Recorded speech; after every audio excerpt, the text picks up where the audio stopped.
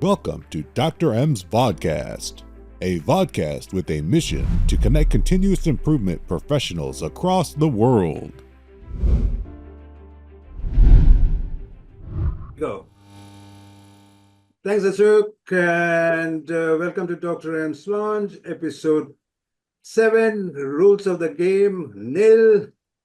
There's no debate, there's no discussion. Atlani would say it's only dialogue, and what we're going to evolve today is what Ovi is going to present, continuous employees dilemma. And here we go. Okay, this is dedicated to my sensei Masaki Mai. Is the screen visible to you all? Yep. Okay, this is Ovi. There are 2 books that he has written. Navigating the Lean Transformation, that was his first book. The second was Untangling with Value Stream Mapping. And there are 2 characters that he found, which he will explain to us when he does his presentation. And 20 years in Lean, R&D, aerospace, consumer goods, continuous improvement, employee. He was very particular that I use the word employee, so I'm using the word employee. That means he's employed. We call it internal consultants anyway. So, and all aspects of business and navigating the lean transformation. So I'm just handing it over to Ovi. Go ahead, Ovi. Show is all yours. Hi. So, first of all, Dr. M, thank you for having me. And I see some familiar faces there. Well, not that we've interacted, but at least we've chat over LinkedIn. So that's good to see you. And what an honor to have the picture of my books right after your sensei's picture. So thank you very much for that, Dr. M. So first of all, why did I propose to Dr. M this subject, the continuous improvement employee dilemma, is because this is something close to my heart, because I've been all my professional life a continuous improvement employee. And, when you go read books and stuff like that, you find a lot of good advice about techniques and about, how it works. But you're not prepared for what real life hits you with when you go on the shop floor, And the continuous improvement employee is something, and that's the first dilemma. What do I do? First, I have my superior ranks asking for results. It was in my first, at the graduation ceremony when I had my black belt.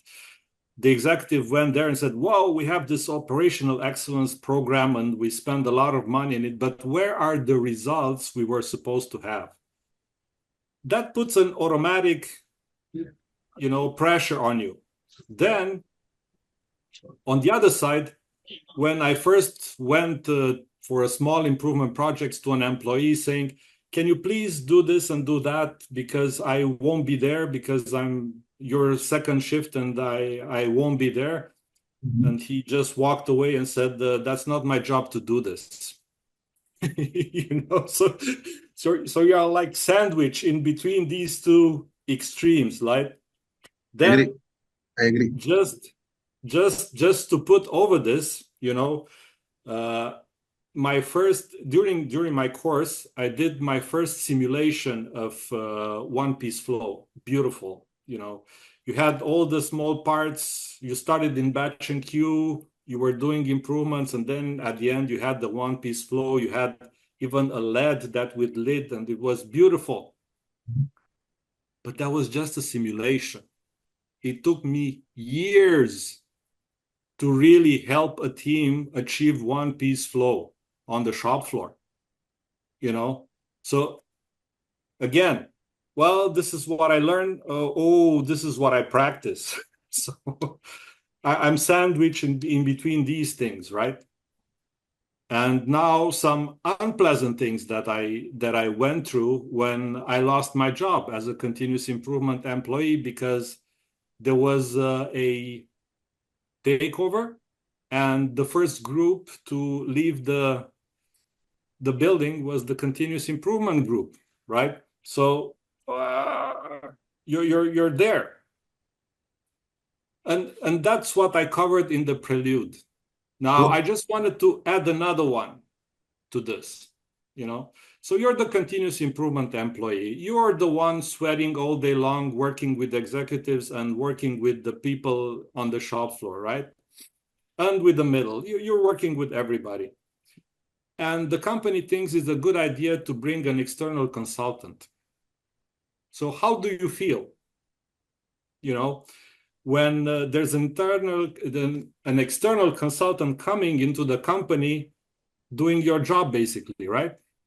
So it's like, now, just as a parenthesis, I lived the two extremes. First of all, because of that, I met my sensei, which was the turning point in my career. That was when I really, really understood I was doing lean the wrong way. I was not there. You know, when I had my sensei, that's where really the whole shift happened. And the other extreme was when the company hired a big name consulting firm, and I would call them pit bulls. And why do I call them pit bulls? Because they were coming and pressuring us to give them facts and data such that they can produce PowerPoints and to introduce all sorts of projections to say that, oh, these are the savings that we're going to have. And then they would leave with a big action plan. And at the end, it's not done, you know. So how do you feel when you have all of these, right?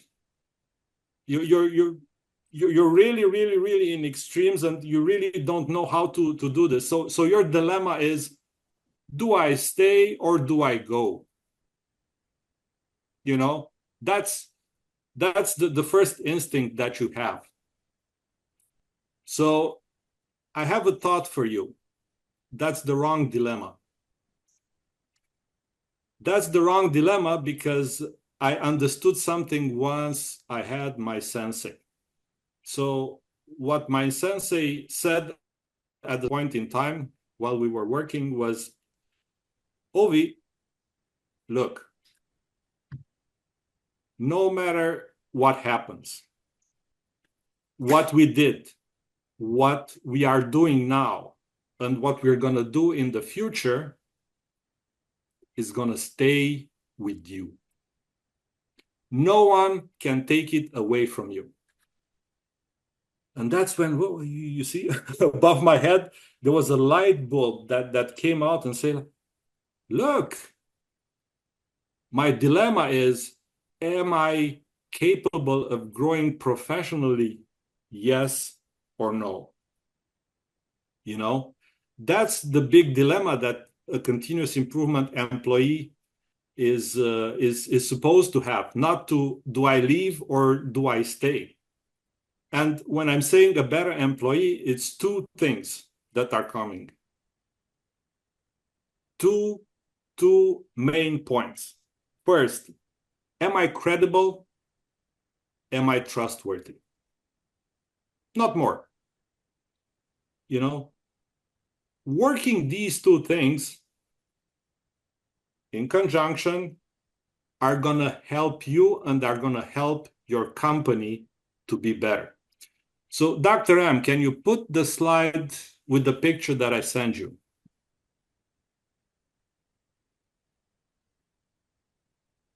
Please. So, in the meantime, everybody follows? Does it make sense? Absolutely. Excellent. Thank you. 100%. Excellent. So let's go to the picture. So I prepared. Oops. Yeah. Visible? So yes, thank you. At least I can see it. So Yeah, I can say it. Yep, if I good. can give something to the continuous improvement employee community, would be this checklist, you know? And it's like looking in the mirror and ask yourself regularly, am I credible? Am I trusted? You know? And these are stemming from the little things that I'm doing day by day. So if I were to go into more detail, I would say, is my continuous improvement passion contagious? You know? So if you don't have that passion, the people you're working with, how are they going to react? You know, oh, there's something that we have to do. But if you put it in such a way that your enthusiasm and your passion stems, people are just going to embark with you, you know, in this journey. Of course, you need to give them good experiences where they could see the results of their own work, you know. Then the other question that the continuous improvement needs to put itself at a lower level is, am I taking any opportunity to practice flow? And this goes hand in hand with, oh, that's my theory and this is what I practice. Don't forget, lean is can be learned just by practice. You know, it's good to know the theories and it's good to know all the good stuff, but if you're not practicing, you're not learning lean, you know. And why do I say to practice flow? Because that's an interesting point.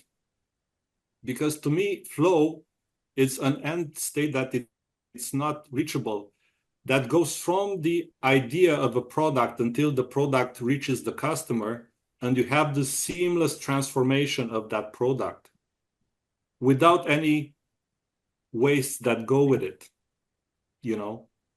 And it's very interesting because in one of his posts, Bob Emiliani put a picture of Iwata-san definition of a Kaizen. So you know what definition of a Kaizen Iwata-san had? And that's his handwriting. I'm just reading here. So Kaizen is relentless improvement towards the ideal state, with flow being the ideal state. You know, and this is, again, something that, you know, Lean community is as it is because you say Kaizen and you have 10 interpretation of it. I like this one because it goes to the source, right? So hopefully everybody knows who Iwata-san is. He's one of the original members of the Shingijutsu who started teaching Kaizen in North America, and they're the ones that were with Taichi Ono at Toyota. So they're like practically the ones that created the Toyota production system. So am I taking any opportunity to practice flow? So if you're just taking this advice and whoever comes to you in the company and says, oh, we need here to do this, you need to do that, then your first preoccupation is, how can I help these people create flow in what they're doing? You know, that's gonna be the plus for the company, but it's gonna be the plus for you. Because now you are practicing, you know.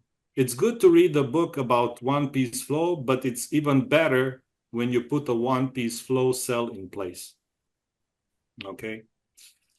The third bullet in there, again, all these are going to make you more credible and more trusted in the company. So the third bullet there is, do I absorb what the sensei tells me, if you have a sensei? And why do I say that? With the same occasion, there were other people that were working with me. I was absorbing, literally. Whatever was said, I was processing, I was putting it in practice. So I got a feel of what's happening.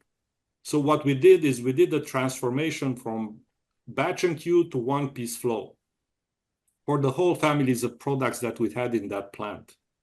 Okay. But the conclusion of one of my colleagues was, oh, all we did was we changed the layout. That's what that person understood of what it means to go from batch and queue to one-piece flow, is you change the layout. So, and the other thing is, like, I was in one of these conferences, Lean conferences, and one of the continuous improvement employees there that is lucky enough to work with Nakao-san, which is another member of the Shingijutsu group, was complaining, oh, this guy never evolves. So you have the chance, a lifetime chance, to work with someone like Nakao-san, and you're complaining that person is not evolving. So something in your attitude as a continuous improvement employee is not right. Okay, let's go to the other one. Do I keep my promises? If I'm saying something, am I really doing it? This goes again back to being credible and being trusted. Now, the other one is a more difficult one, which is, can I speak the business language?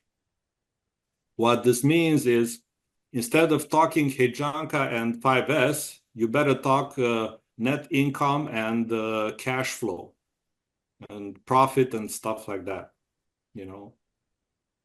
because that's the business language, and that's what all the others have to, all the executives understand better, right?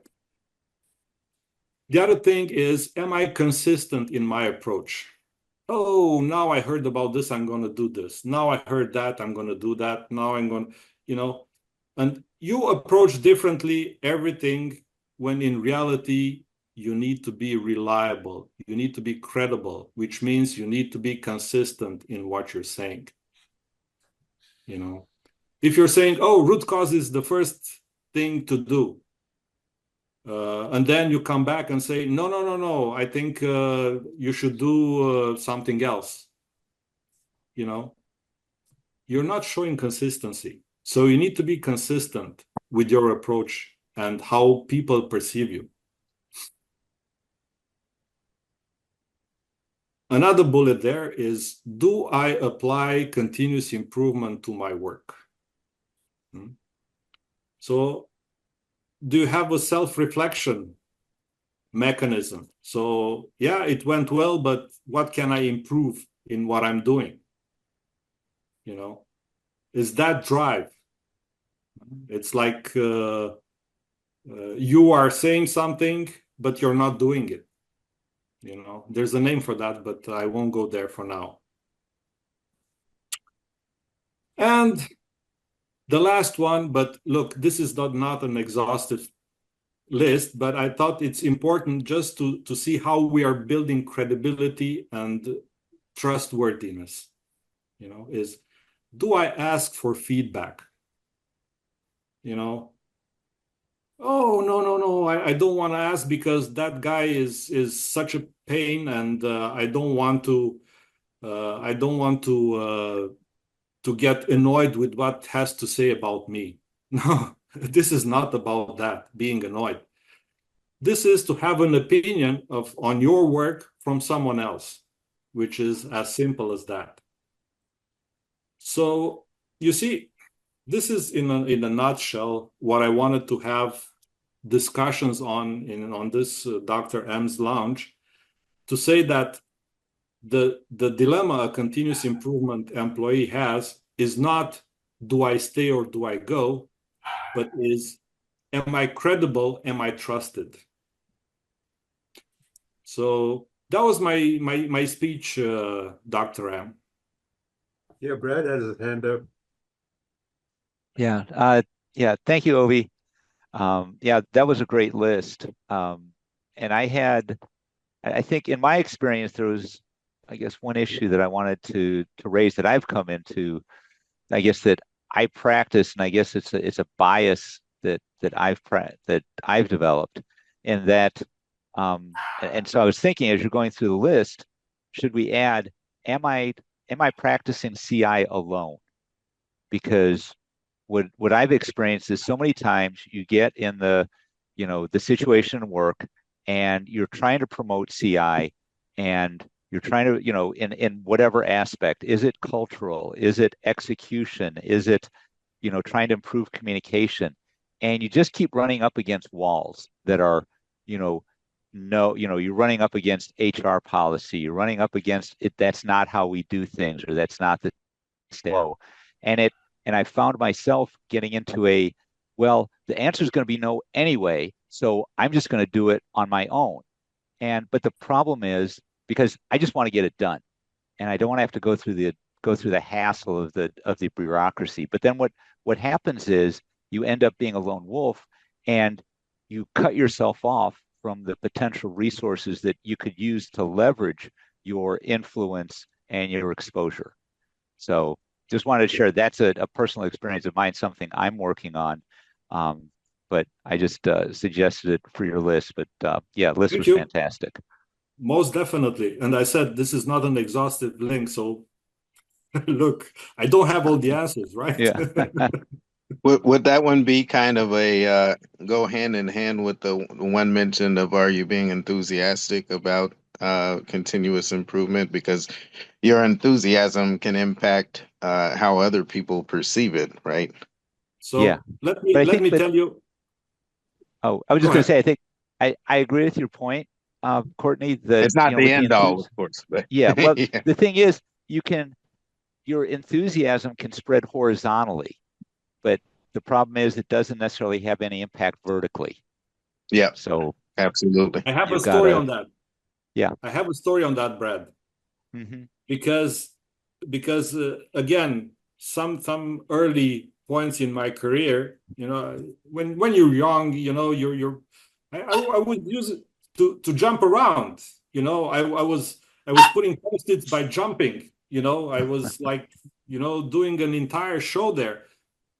But I had that executive that was so receptive that after that, I succeed in helping him doing amazing improvements in all the stuff that they were doing, So that was the thing, and what R. Burns is saying is you go with the ones that are more receptive at your message.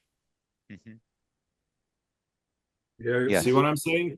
Yeah, no, You I have to go understand. with I them, appreciate practice. it. Just yeah, you do need the executive sponsor. That can just be really hard to find sometimes, and often outside of your general realm. Work relentlessly to have Yeah. one. And it's not going to be at the VP position. It's going to be just at the manager position of, a director position or something like that.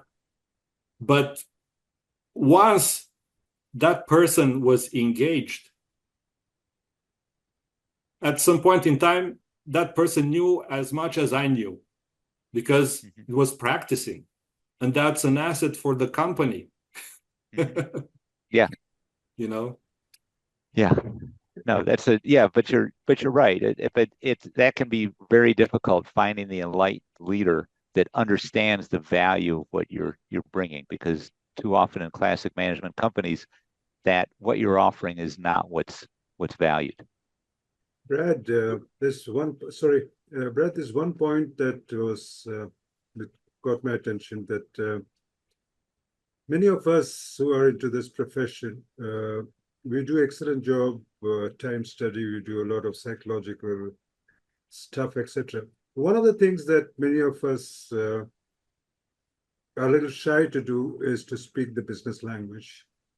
I can challenge many of these people who are there, if they can read a balance sheet correctly, if they can do a profit and loss correctly, read it, understand it, and communicate with their top management. Perfect. They understand the language of dollars, euros, and rupees. Excellent. Yep. And if you Yep, can't speak the absolutely. business language, you say to you, this is the takt time, you reduce the cycle time, you do a SME Exactly. 10 minutes, etc. It doesn't mean any sense to them. Yep. Mhm. Talk to them in dollars, euros, and first of all, understand, can you ever read a financial statement? Very important, Dr. Yam. And that's something that I liked what he brought out, Ovi brought out. Mhm. You speak the Yeah. business language. Now, if I mean, so many times, like with the soft skills, like it's like working out loud, and you want to promote working out loud, and you're not going to get management to pay attention unless you can give them a bottom line value of doing this. I mean, okay, great. We're going to communicate better. We're going to collaborate better. We're going to network, all these wonderful things. But if you can't point to a bottom line KPI that management cares about, they're not going to care. And I think that's a problem with a lot of these initiatives is that everybody gets, all energized, and it's a really good thing. They all feel good about it. But you're right, Dr. Ovidiu. If you can't tie it to a bottom line KPI, it's not going anywhere. Excellent. You know what? When we started this practice in the Gamba, what we were accused of doing by the plant managers was that you are treating my shop floor as your training ground. And now we have got the neurosciences coming into the picture, all valid. I'm not taking anything out of that. Neurosciences, belief, touch, feel, etc., all relevant. Now they're going to say that you're running a halfway home because you're not talking the language that they understand. Mm-hmm. And that's one point that is very significant, Ovi. I mean, if not anything, start teaching how to read a balance sheet, how to. The only thing that they will criticize you on is that you'd make a declaration that the human beings are the greatest assets, and then you show them in the liability column in your profit and loss. That's the only criticism that I'm taking it on myself, we continuous improvement employees do. You say all blah, blah, blah, human are the assets, and then you show us on the liability column. No, let's talk their language. Mm-hmm. Their language means our language. We also get paid. So there's a hand up. I see Andrei. Bună ziua. Bună ziua, bună ziua. Yeah, I didn't want to interrupt because this is a great discussion, and thank you for bringing all those points. And I assume those are in the context where an organization tries to implement Lean, not to adopt it, because that's when you usually get this kind of friction, and definitely the business language is important to be spoken. But I also think Brad brought an interesting point, which is what is the role of the continuous improvement employee? Because I think it goes also beyond just doing things. It's also the teaching that and passing on those concepts, because it's more a behavioral thing to talk about continuous improvement and create that type of approach than to bring a person. And that's why I usually smile when people talk about, oh, we are doing continuous improvement projects. Okay, so if it's continuous improvement and you take something that has a start and an end, which is a project, where is the continuous part of it? So I think it's an interesting discussion, and it's kind of shows the colliding of, the theory of Lean and the interpretation of Lean and how people end up. And Colleen also put a very good point in the chat, which is you have to meet people where they are. And I think that's the other thing, because usually you have, you want people to hit the ground running, as the expression goes, but sometimes they'll just stumble because they don't see all the obstacles, which are where people are at that point. So thank you for all the points. Yeah. Well, Great. I was trying to raise my hand and I can't figure out how to get the hand gesture up. No, don't worry. Well, just practice another hand gesture, Lonnie. Hey, Larry, I'm keeping an eye on you, so don't worry. But I had a question, Ovi, and it almost sounds semantics, but it's really not. The words you use to describe how people should perceive you. We're credible and trusted. But trusted is a two-way arrangement. You behave, somebody else observes it, and so it's a joint agreement. And I was wondering why you put those words up there instead of being competent, for example, or trustworthy instead of trusted. Because as soon as you say you want to be trusted, all of a sudden you're requiring someone else to make an evaluation of you and how you work. And so I wondered if you thought about those, or if those are important on your scheme of things. It's always a two-way. You can't be just isolated. You need to be cognizant of the other ones that are talking to you, of their opinions on you and their reaction to you. So that's why I put it trusted there. Okay. Well, let me give you a for instance. For instance, you work with your sensei. Your sensei has great confidence in you. He knows you can do it. You have the belief that you can do it, but the other person doesn't trust you to do it. Now, is your job to convince them? Yeah. By your acts, by how you behave, by how you bring value to this, because they go hand in hand, right? So that happened with that executive that I was telling sooner, right? It was not from now that already jumped into the wagon and did all the good stuff. We had good experiences along the way, and as you have these good experiences, which means business results, that's where people are gonna starting to trust you, and you're credible. These two things go hand in hand, and they go both ways. You need to show the value to the business. You have no choice. You cannot stay there and just theorize about things and complain that leadership is not on the wagon. You need to have the business interests at heart to be able to do this, right? I just want to link this. What I'm thinking about is when Teachi Ono said that the work of TPS, or our focus, is to see that the muri on the operators is as less as possible, or the stress on the operators is as less as possible. You're making their job easy. Now, if that is true of making the frontline workers' job easy, it's equally true as a continuous improvement employee to make our leaders' job easy. How do we make our leaders' job easy?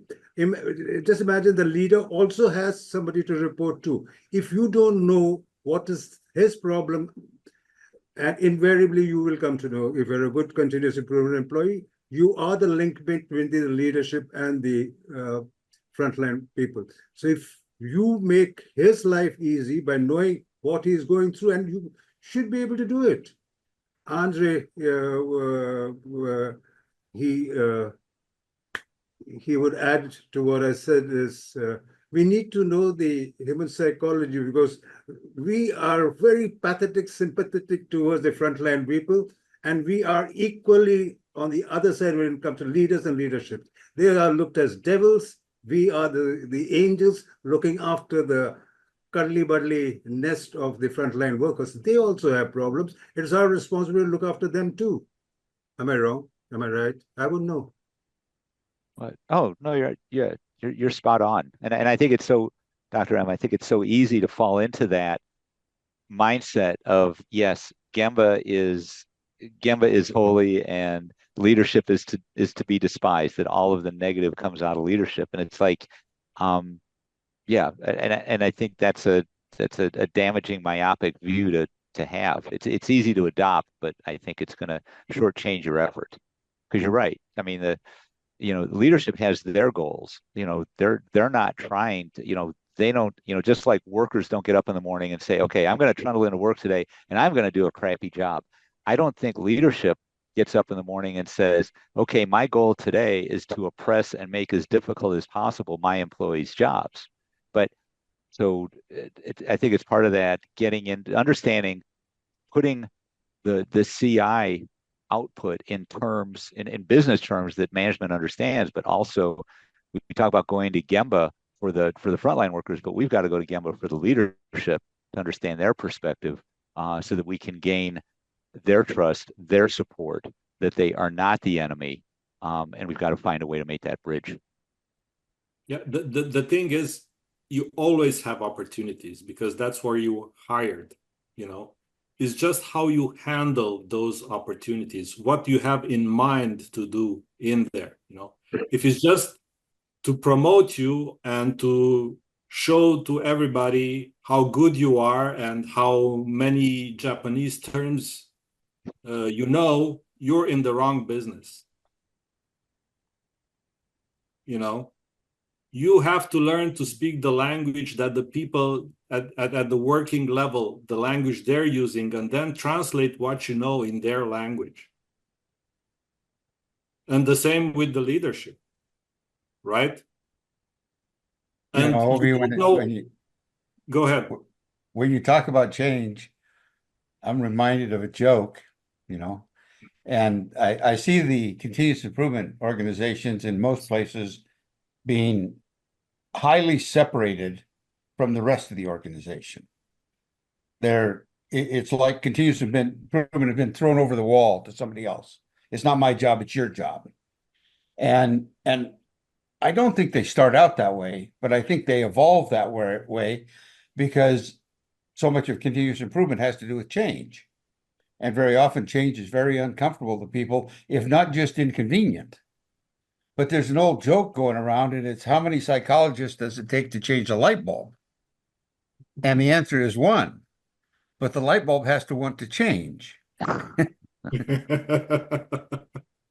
And I think therein lies a lot of the issues with change is the desire to change equally felt and expressed and wanted as you go horizontally organization and vertically through the organization. Mm-hmm. And my observation has been that continuous improvement people are very comfortable with that. And sometimes so comfortable that they've got blind spots and they don't see what other people might resist. But I think it really comes down to the issue. I have never seen a continuous improvement organization that lacked the necessary skills. They may lack one skill or two skills or three skills, but by and large, there are plenty of skills. It's not the issue of skills, it's the issue of will, the desire to do it. And one important element, are they empathic enough? To me, empathy is something that needs to go hand in hand with what the continuous improvement people are doing, because they need to feel the pain of the frontline workers or even the executives' pain. Yeah. You know? Yeah, that is a key issue. You get my vote 1,000% on that one. And of course, humility. And which, you know, there's no guide to how to be humble, right? So you're going down very deep into these in order to really grasp what your role is and what you need to do for the organization to have good business results, you know. Yeah, but you have to be aware of definitely be aware of the hurdles that you're facing and where those roadblocks come from. And that's the self-reflection. That's the self-reflection process that you need to go through continuously. Yep. And I think you always have to, try and read and engage and learn and absorb. I remember attended this was a Jan Banerjee, an Asia sales executive for GE, and he arranged an interview with John Flannery, who was the CEO of GE before Larry Culp. And John was very empathetic, engaging, humble leader. And one of the things he shared was that when he was the CEO, I guess, of GE India, and he said, And he would go into sales meetings and he'd meet with the customer and he'd want to come out of that meeting and just right when he's in the taxi, do a live, video of, hey, I just met with customer X. This is what they said we're doing right. This is what we're doing wrong. And he wanted to share that. And he was dissuaded from doing that by his senior communications team because, well, that's not CEO like. That's not how a CEO behaves. And his instincts were so spot on that would have really engaged him with the employees. But the communications team said, no, don't do that. And he ended up not. And so I guess the point I'm trying to make is that it may not be an attitude of an executive that's the hurdle. It may be an administrative team supporting that executive. So you've really got to understand how the organization works and really where the landmines lie, because it may not be what's obvious. Absolutely. Absolutely. So I don't want to name how many walls I run into. But the good thing is, and this is what keeps me going, is I learned, how to go over and how to advance. That's the thing. And every small victory was just when you could see the people's light bulb going on during your workshops. The fact that there are people that are continuing doing stuff after you left. Oh, and by the way, you said something, Lonnie, about consultants. I hate the term internal consultant because you, Lonnie, were saying continuous improvement is a separate organization. It's somehow disjuncted from this. And this is why I hate the term internal consultant. You're not an internal consultant. You have colleagues all around you and you help them better do the job to have business results, right? Yeah, Ovi, To that point, Ovi, go ahead, Courtney. Pardon me. go ahead, Lonnie. No, you go ahead first. I'll follow you up. Okay. One of the first books I read about the Japanese movement was a book by Ishikawa. And he said something, and he was talking about, can this Japanese movement be translated to the United States? And he listed a dozen obstacles. And the one that has stood out the most to me was he said that in Japan, work and work improvement are not separate. They're one issue. People do not come to work. They come to work and improve it. And he said that's just a mindset. And he said in the United States, it's dramatically different. There's people who are doing work and there's people who are supposed to be doing improvement. And I think that is taken to such an extreme that you have these groups. I mean, years ago, when the quality movement came with Deming and Feigenbaum and others, they said the production people's job is not to produce, it's to produce and produce quality at the same time. And it changed the way we viewed the quality organization. And I think today we're at that same place with continuous improvement that we were with quality maybe 40 years ago. And that is that quality improvement is kind of considered something. They have their own goals. They have their own objectives. Sometimes they have their own cost centers. We go to great extents to separate the continuous improvement organization from the rest of the organization, not just emotionally, but physically. They're in a different location. They got a different boss. They got a different reporting structure. They got a different salary program. They got a different progression. And so I really sympathize with people who are in many of these quality improvement organizations because they're like the redheaded stepchild. They're supposed to be out there and producing and doing all this stuff and fixing all this stuff. And And if they run into obstacles, they really don't have a good mechanism to break through it. When you talk about cross-functional management, almost always the continuous improvement organization is exempt from that.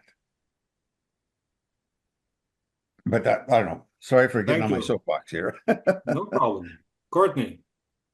No, and I was just gonna say something similar to what Lonnie had said there, and him and I have had discussions like this before because I've been in organizations where, we're just a small process improvement team, right? And you're working together and trying to get these other business units to kind of adapt a continuous improvement mindset. And it's kind of an uphill battle, like you said, if it's not coming from top to bottom. But if it's going to be successful, it has to be that you are spreading that attitude of continuous improvement, and it's being adapted by everybody to where it's not just this process improvement team or this continuous improvement team, but it's a mindset that's taken on by the whole organization. And I told at my current employer when I came in, I talked to the director and I told her, my goals and talked about what the goals are of her team as well. And I said one of my goals for this in the long term is to work myself out of a position to where I'm not needed, where there's continuous improvement throughout this team, and I've helped to contribute to that and move on to maybe another department or whatever else there is. And so, yeah, I think it can't be that it's just this person or this team that's pushing it. It has to be adapted as a mindset across an organization. Pauline, you have your hands up. Yeah, Dr. M, two quick comments. The first one, I wanted a story I've recounted before on LinkedIn was my experience in onboarding at Toyota, and someone in the group who was a new hire like myself asked our sensei, what is the reason lean is not more successful in the US? And without hesitation, he wrote the symbol for cancer on the whiteboard in Japanese and explained through the examples that it was all relating to internal competition. So I found that very, very insightful. And I've seen countless examples of this in aerospace and defense.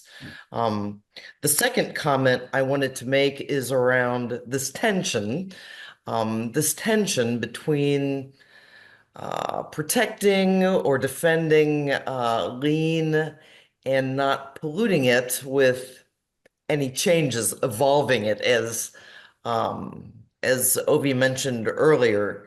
But at the same time, we also want to celebrate creativity. And I can tell you from almost a decade at Toyota, I never felt like creativity was taking a back seat to these lean tools and methods. If anything, it was very much blended into the tools and methods. That's where things like moonshine come from, 3P. It embraces creativity. So I think still we are trying to work out or resolve this tension as well in our individual, organizations and the industries we are working in. That's all.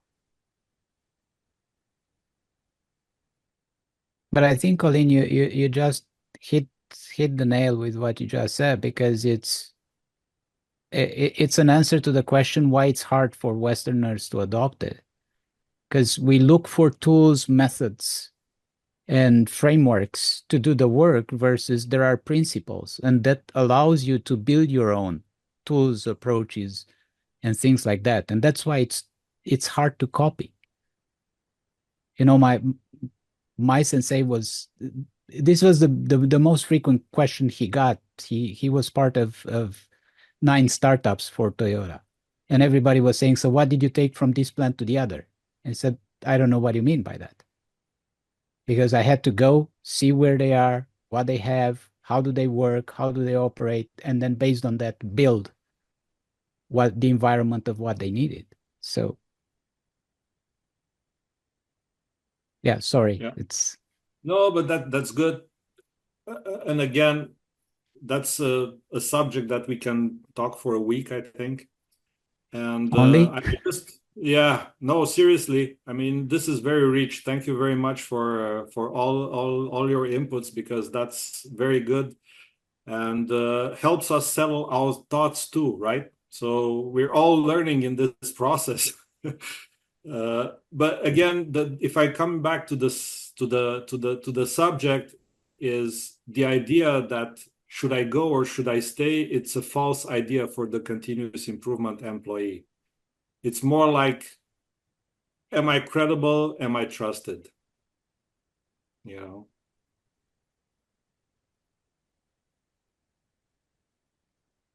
So Ovi, two last comments. One is one of the pieces of the secret sauce that I found out that the Japanese have is that they reflect on everything.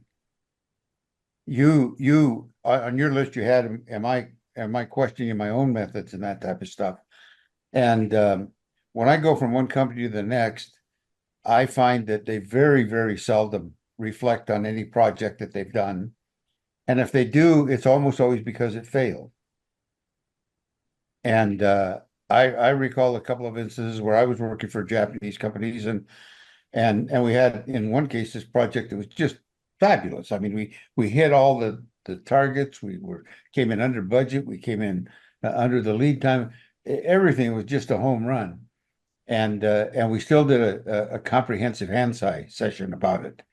And someday, if we have a minute, I'll tell you about it. It was like one of the more painful things I ever went through. But they're very, very reflective on everything. And my sense is a chap named Toshi Amino, who's back in Japan now, and I haven't seen him for a couple of years, but he would always ask me questions that were reflective in nature. And he did it just naturally. It's not like it was a struggle. And I find, everybody talks about Dr. Deming's plan, do, study, adjust, or the Japanese plan, do, check, act. But in that check step is a reflection.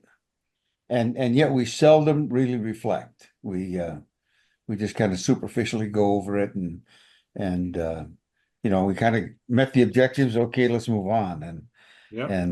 So there's is a that, real learning sorry, advantage Lonnie, that I method have has. a quick question. Is that the problem with the reflection itself, or the fact that there is no action after it?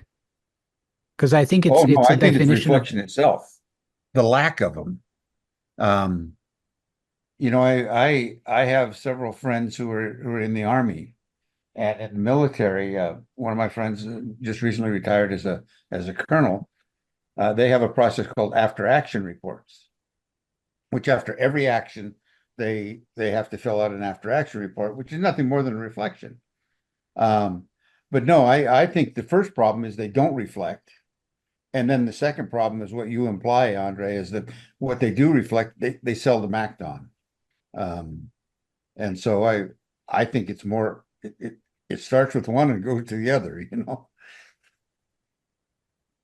thank you. So Obi, Yeah. And I, R, and the takeaway or the hensai from this session, I would request all of you to give at least one hensai what you take away from this, and one for me that you come loud and clear, rather two, is let's get the business language on for all the continuous improvement professional and act like a catalyst, not only downwards, but even upwards. These are the two takeaways that I have. And I'm not going to name anybody. Each of you gave me at least one or two hensais from what we had in this session. I want the hands to go up now. Sorry for that. Okay, I'll give you one. That's Sensei Masaki to me, because he says, if you want to do it now. And that's it. So please, I'll be very humble. Please give us one or two hensais from this session. Well, you're talking about the session we just completed. Yes, sir. Okay. Well, one is I really first, Ovi, I really liked it. I think this is great stuff. But the thing that I thought was really, really good about it was your list was short, it was sweet, it was concise, it was pithy, and it was written in simple English. And so often, and I'm guilty of this myself, we try to bring a point or two across and we end up drowning people in what I call death by PowerPoint. This was a prototypical lean presentation. Thank you. Thank you. And maybe the fact that English is not my first language helps. I keep it simple. I don't know. Understands me. I wouldn't Thank you. I wouldn't detract from anything you did because of that. I think it was just a good piece of work. Thank you.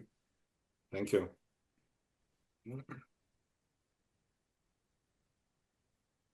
Yeah, I think, yeah, for me, Ovi, and distinguished colleagues, I think I just the focusing on, just so many times we get, we're trying to focus on 6 or 8 things at once. And I really appreciate how, Ovi, how you sort of broke those down. But I love that, just focusing on internally.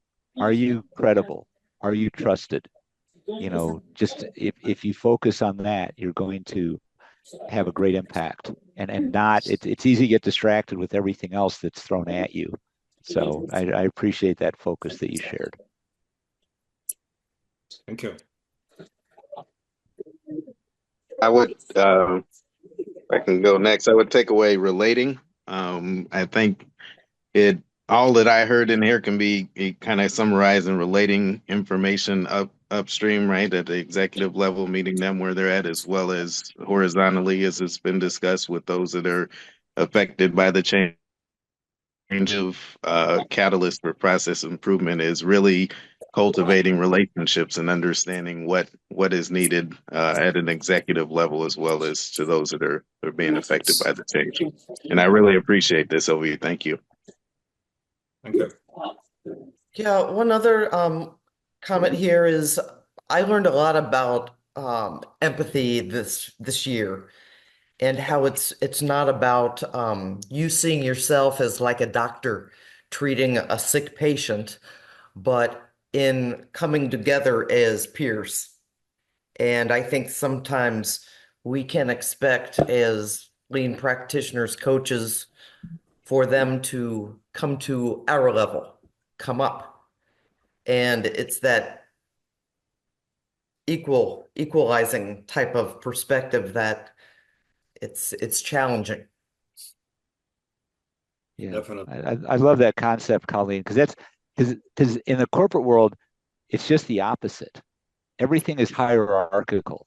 Yes. And it's who's on top of who. There's never Right. any parallels. Who's a peer?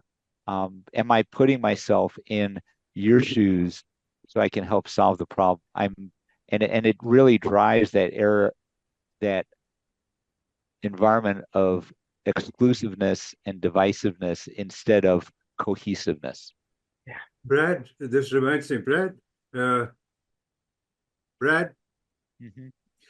this reminds me of cutlery of management that I learned in University of Hull when I did my management course. And the cutlery of management that was taught to me was spoon to your bosses, Mhm. fork to your peers, and knife to your subordinates. Sorry, Kovi. That's a first. I love that, though. That is so accurate. I mean, it's to Colleen's term, it's so gone, but it's so typical for Western culture.